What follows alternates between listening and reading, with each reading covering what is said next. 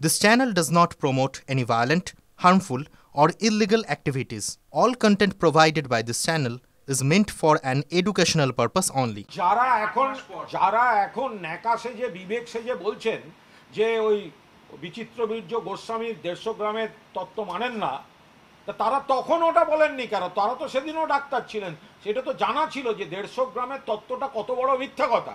তো সেদিনকে বললেন না কেন যে এই ধরনের কোনো মিথ্যা তত্ত্ব, ভুল ন্যারেটিভ, এগুলো আমরা বিশ্বাস করি না? সেটা এখন এসে বলছেন কেন? তখন বলেননি কেন? তখন তো আমরা গলা ফাটিয়ে বলেছি। আমাদের তো তখন গণশত্রু বানাবার জন্য আপনারা নেমে পড়েছিলেন, কারণ আমরা বাস্তব কথাটা বলছিলাম।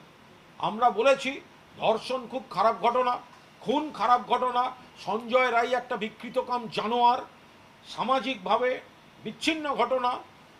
মমতা বন্দ্যোপাধ্যায়ের কলকাতা পুলিশ অ্যারেস্ট করেছে, সিবিআই তাতে মান্যতা দিয়েছে, বলেছে। কিন্তু আপনারা তো তখন বলতে আসেননি যে আমি সোমা বলছি এটা ভুয়ো, মিথ্যা, 150 গ্রাম মানি না। তা এখন কি বিলম্বিত বিবেক জাগছে নাকি? বিলম্বিত বিবেক।